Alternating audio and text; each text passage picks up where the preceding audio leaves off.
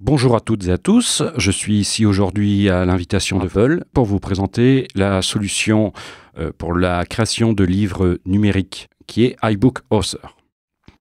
Tout d'abord, pour bien distinguer les choses, il faut bien faire la séparation entre iBooks, qui est le player à installer sur votre iPad, et iBooks Author, qui sera l'application qui va vous permettre de créer votre livre numérique.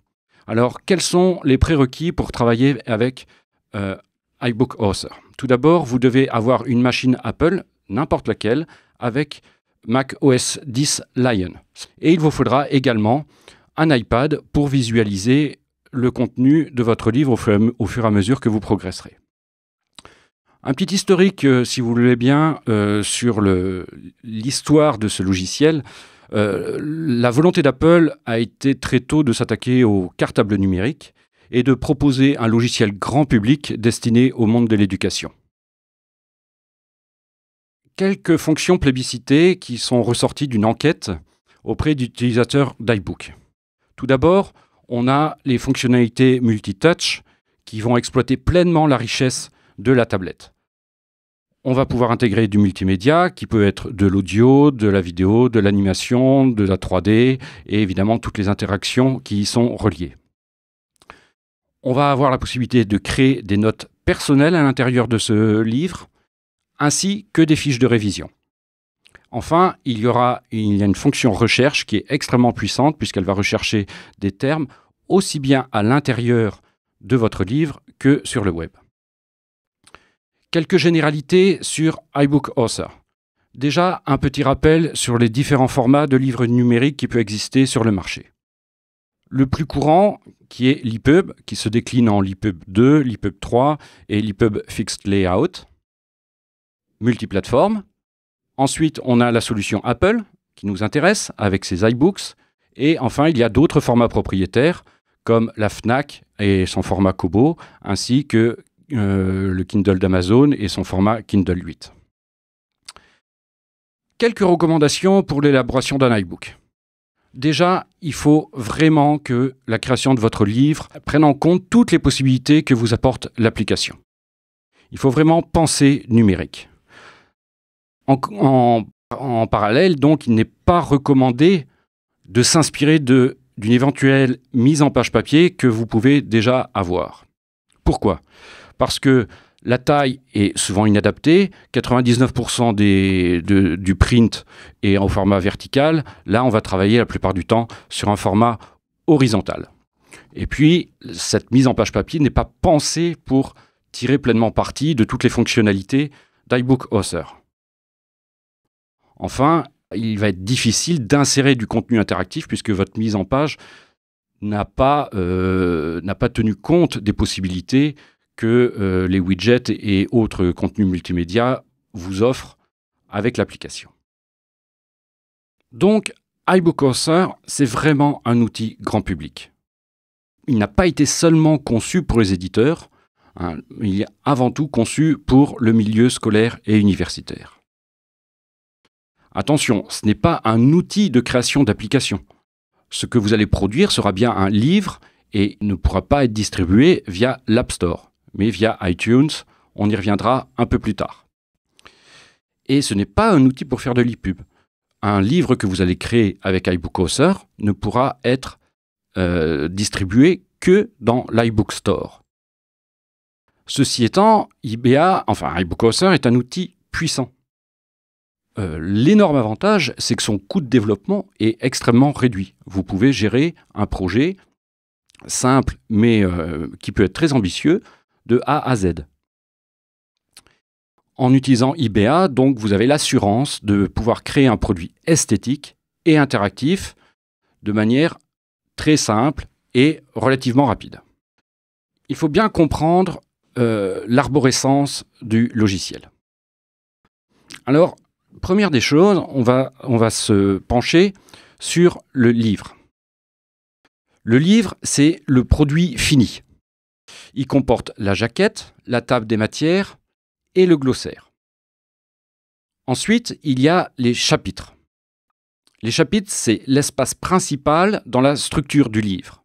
On a la possibilité de copier-coller un chapitre vers un autre livre et on a la possibilité de modifier l'ordre des chapitres. En dessous, on a la section. Elle apparaît comme un sous-chapitre dans la structure du livre. Sachez que la section n'est pas indispensable. C'est à vous de voir si vous voulez découper votre chapitre un peu plus précisément. Et enfin, les pages, dernier élément, elles arrivent en décalage des sections dans la structure du livre. Elles, par contre, ne peuvent être créées qu'à l'intérieur d'un chapitre ou d'une section. L'ordre des pages ne peut pas être modifié à l'intérieur d'un chapitre ou d'une section. Pourquoi ça ? Parce que Apple a voulu construire ces pages avec du texte chaîné, de façon à pouvoir l'importer très facilement dans un éditeur de texte. En termes de mode de présentation, vous avez deux grands modes de présentation de votre iBook, qui est le paysage et le portrait. Par défaut, le modèle que Apple vous propose, ce sera le format paysage avec une adaptation en mode portrait. C'est grosso modo l'équivalent de 2 pages A4 côte à côte. Et la présentation est fixe en mode horizontal. Les images sont ancrées, ainsi que toute l'interactivité. Mais par contre, quand vous basculez votre iPad en mode portrait, il va y avoir une adaptation de tous les modules de façon à ce que le texte soit au milieu et que les éléments graphiques apparaissent sur les côtés en regard du texte qui l'illustre. On a cette possibilité de désactiver le mode portrait de façon à ce que votre iBook ne soit lu qu'en mode horizontal. L'autre grand mode qui est relativement nouveau, c'est le mode portrait, qui est équivalent à une page verticale. C'est arrivé avec la dernière version d'iBook Author. Là, la présentation sera fixe, aussi bien pour les images que l'interactivité, et il n'y a pas d'option de texte fluide comme précédemment. Je vous montre un petit peu à quoi ça ressemble. À la création d'un nouveau projet iBook, vous voyez que dans le premier rang, il y a tous les templates qu'Apple vous propose au format horizontal avec une possible bascule verticale. Le deuxième, dans la partie milieu de l'écran, il y a les templates, ce dont je viens de vous parler, uniquement verticaux. Et enfin, vous aurez la possibilité de créer vos propres templates et de les enregistrer. Elles apparaîtront en bas de l'écran. Pour résumer, vous avez la première possibilité de votre iBook, c'est celle par défaut. Vous avez la possibilité de bloquer l'orientation verticale de votre iBook de façon à ce qu'elle ne soit lue que de manière horizontale. Et enfin, en choisissant le template approprié, vous pouvez imposer que l'iBook soit lu de manière verticale. Comment ça se passe quand vous créez votre iBook? Comment faire pour valider ce que vous faites sur un iPad? C'est très simple. Il suffit de le brancher à votre iMac et vous voyez que dans la barre d'outils, il existe un bouton aperçu qui va envoyer un fidèle reflet de ce que vous êtes en train de faire. C'est une fonction essentielle dans le développement de votre iBook et vous deviez vous fier au résultat sur l'iPad. C'est lui la seule référence. L'ordinateur n'est que l'outil de fabrication. iBook, c'est actuellement certainement le meilleur outil de création de livres numériques pour assembler du texte et des images. L'organisation de la mise en page est vraiment un modèle de ce point de vue-là. On a un parfait contrôle des éléments au pixel près et on retrouve des outils standards de PAO, comme l'habillage, la couche alpha, etc. iBook Author vous offre des contrôles d'importation de texte et de style. Bon, même, il faut bien reconnaître que les contrôles typographiques ne seront pas aussi avancés qu'avec des logiciels de PAO standards, mais ça va vous permettre quand même d'aller assez loin dans votre mise en page de texte. Alors, au titre des fonctionnalités les plus remarquables, vous pouvez ajouter du texte par importation. Un glisser-déposer de Word dans iBook Author va vous mettre en page votre texte. Vous pouvez évidemment en importer par copier-coller avec conservation ou non des styles d'origine. Parce que oui, vous avez un panneau de style qui va vous permettre de modifier à la volée l'intégralité, par exemple, des légendes d'un schéma. Si vous voulez changer une couleur, une graisse, une typo, etc., c'est tout à fait possible en un seul clic. Vous avez la possibilité de jouer sur les interlignes. Et enfin, vous avez un contrôle assez poussé de l'habillage du texte par les objets, des images, des widgets. Qu'est-ce que c'est qu'un widget? C'est ce qui va vraiment faire toute la différence entre iBook Author et une solution autre pour la création de livres numériques. C'est vraiment le plus d'Apple. Ils apparaissent dans la barre d'outils et vous voyez qu'il y en a un certain nombre, galerie, multimédia, révision, qui est en gros un test d'auto-évaluation, des fichiers Keynote, qui va vous permettre sans aucune ligne de code de pouvoir créer des schémas animés, images interactives. Les images interactives, ça va vous permettre sur des images de haute résolution de pouvoir zoomer énormément. Du format 3D. On a deux nouveaux widgets qui sont apparus avec la dernière version d'iBook Author, qui sont la barre latérale de défilement et la fenêtre contextuelle.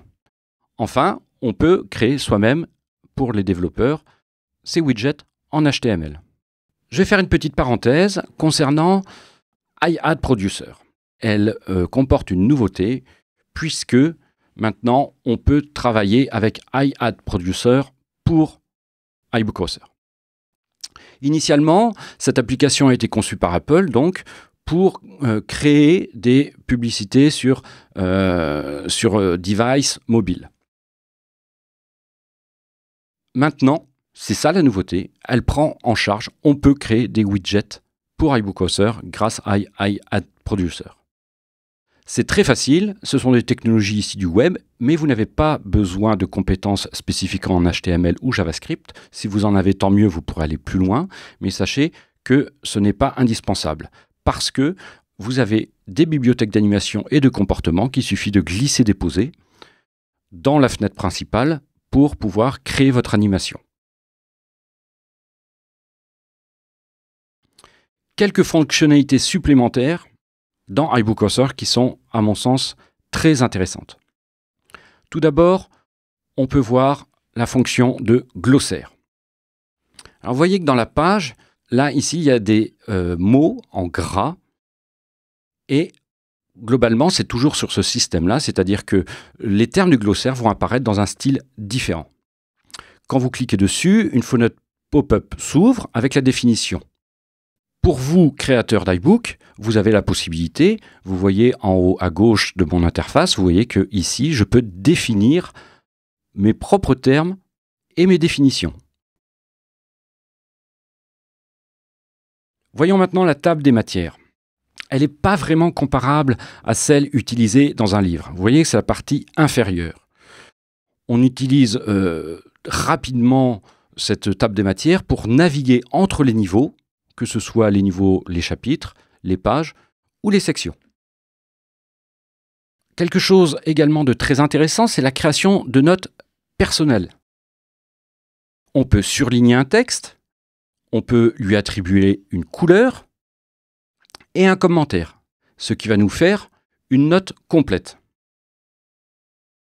Sur cet écran, vous voyez par exemple à l'intérieur d'un livre, tout ce que l'utilisateur a surligné en jaune apparaissent ici avec la note, l'intitulé de la note qu'il a tapé en bleu.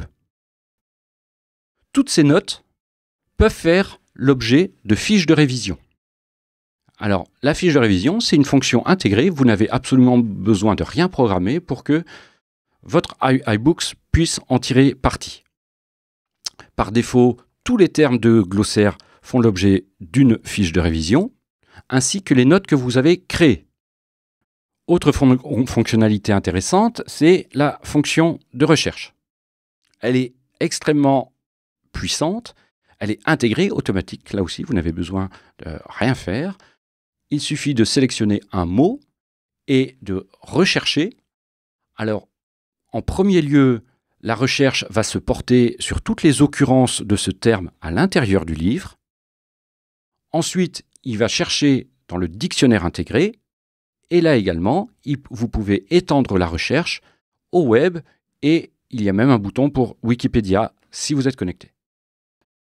L'iBook Store va vous permettre d'avoir une visibilité incomparable. Votre ouvrage sera disponible dans 51 pays et les mises à jour seront extrêmement faciles et gratuites.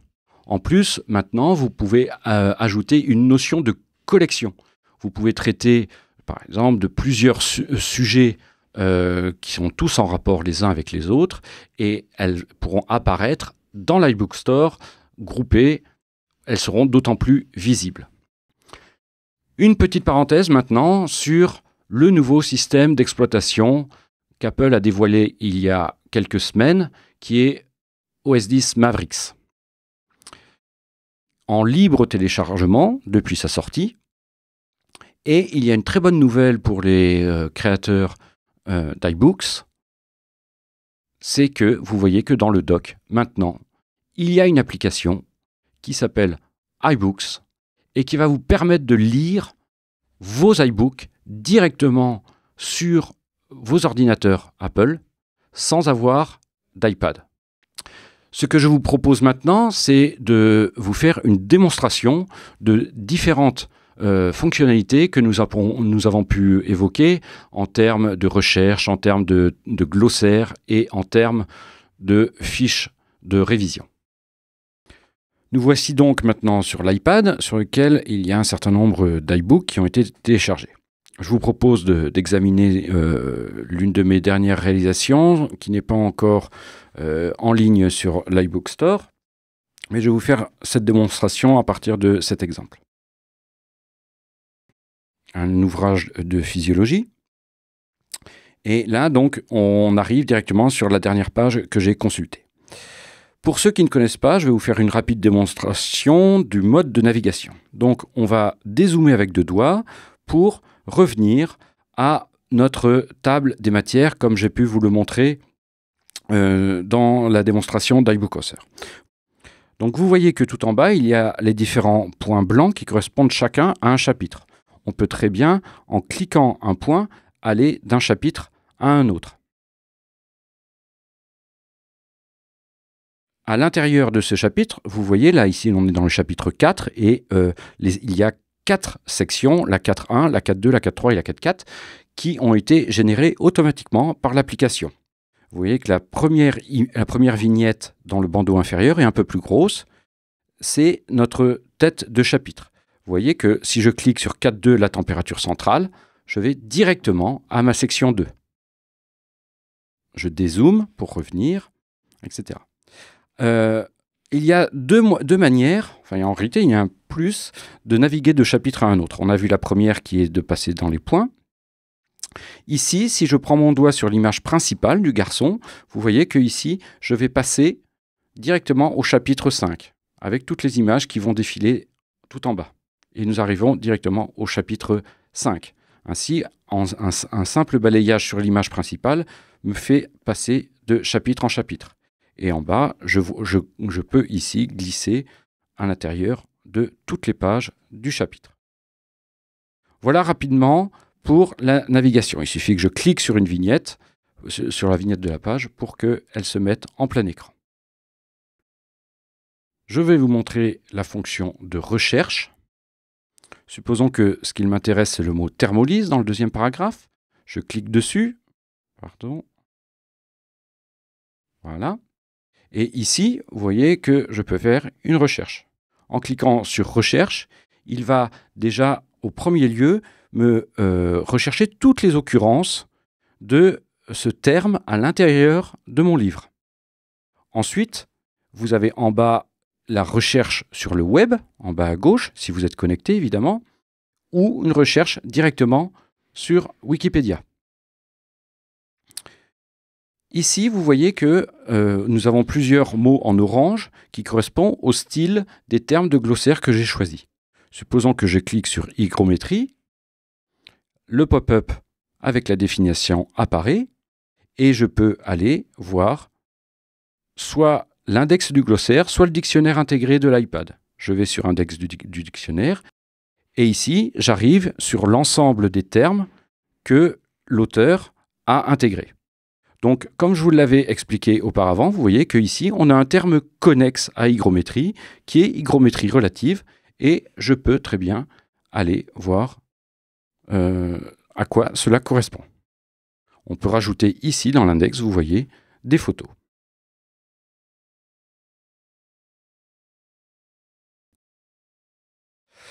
Voyons maintenant la prise de notes. La prise de notes, qui est une fonction extrêmement intéressante pour un élève. Supposons que tout ce paragraphe m'intéresse. Donc, je vais le sélectionner comme vous faites traditionnellement sur votre device mobile.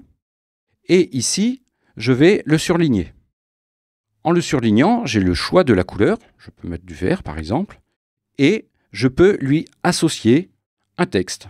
Par exemple, ici, je vais mettre par cœur. C'est une notion que je dois apprendre par cœur. Voilà. Maintenant, pour aller retrouver l'ensemble de mes notes, je clique ici dans la bandeau noire sur le 3e bouton et je retrouve ici les notes que j'ai pu créer précédemment.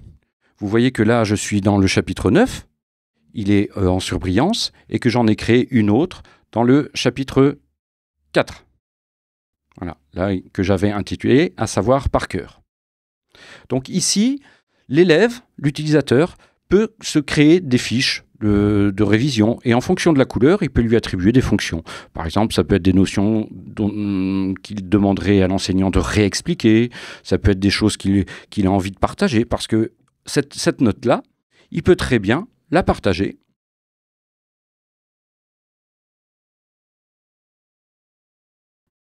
Envoyer. Et on va...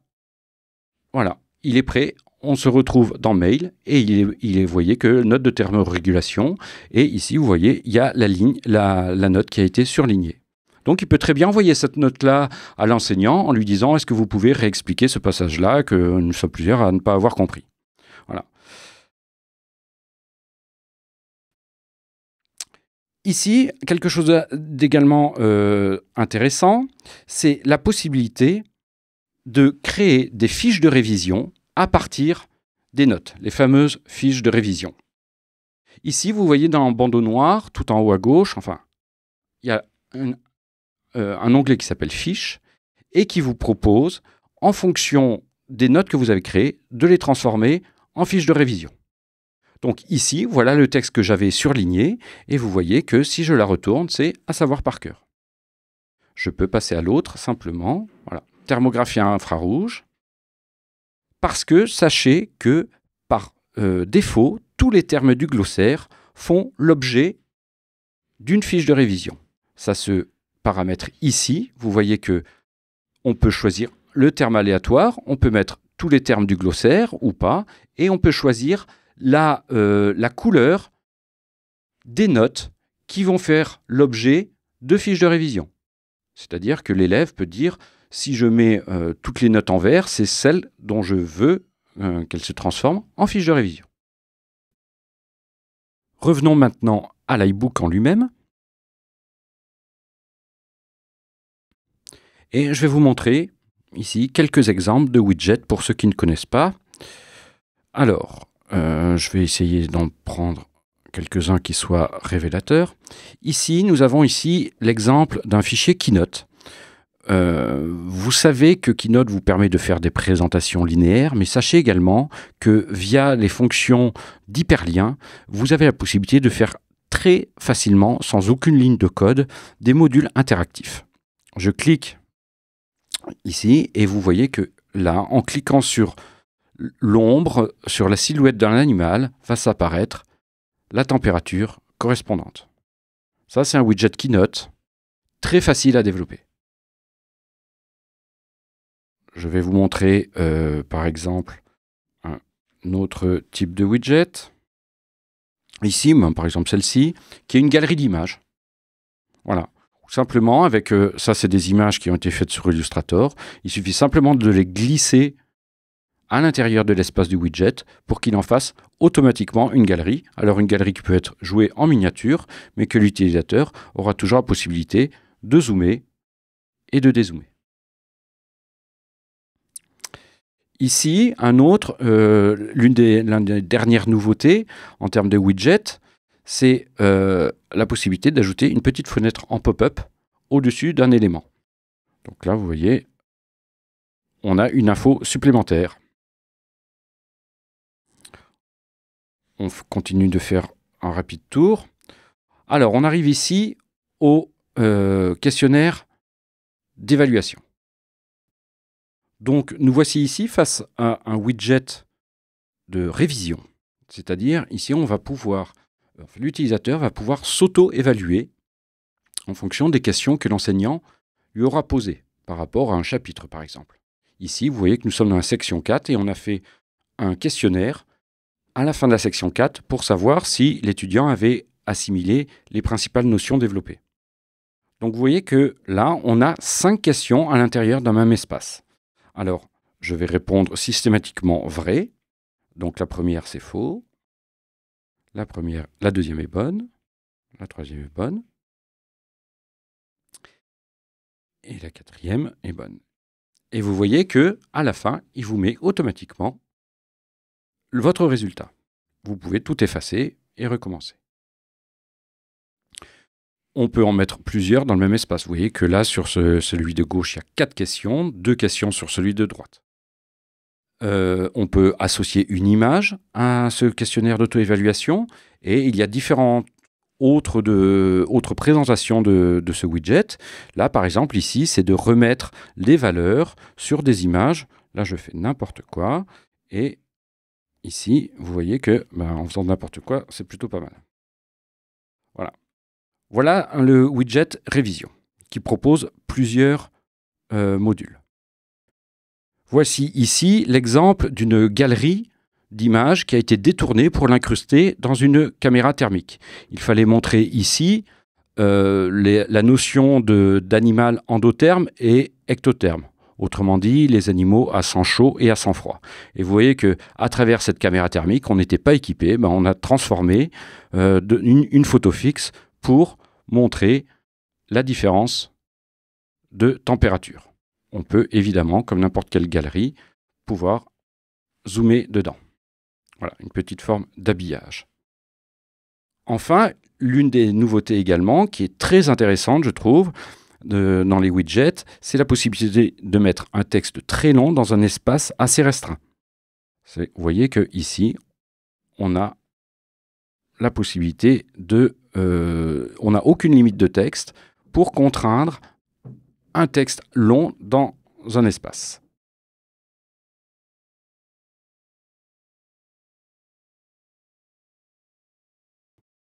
Ici, nous avons un widget vidéo que nous avons habillé différemment, puisque pour remplacer la miniature rectangulaire habituelle, on a fait un petit détourage, et quand on lance, on a la vidéo de présentation. Revenons aux médias d'introduction, qui fait partie des iBooks, et je vous ai dit qu'il n'était joué qu'une seule fois à l'ouverture de l'iBook, mais vous voyez que contrairement au petit point tout en bas, vous avez tout à gauche un triangle, et c'est ce triangle-là qui contient le média d'introduction. Vous pouvez très bien aller le revoir. Ici, j'ai illustré la faculté de médecine de Nancy. Là, je l'ai relancé manuellement, mais lors de la première ouverture, il est lancé automatiquement. Et il ne sera lancé automatiquement qu'une fois.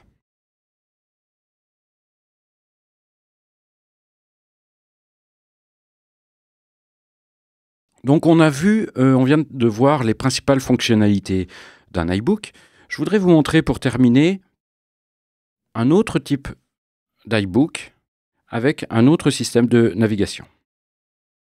L'iPhone Earth, qui avait été mis en avant par Apple lors de la sortie de iBook Author. Vous voyez que moi, mon livre, auparavant, j'avais bloqué la bascule verticale. Ici, elle est libre. Et vous voyez que toutes les illustrations se retrouvent à gauche du texte, au bon endroit. On peut faire défiler les pages. Et vous voyez que, par exemple, cette section, Green Planet, si je bascule au format horizontal, je retrouve mes illustrations exactement là où elles doivent être. Voilà pour illustrer cette bascule horizontale et verticale et l'adaptation du texte en fonction de l'orientation de la tablette.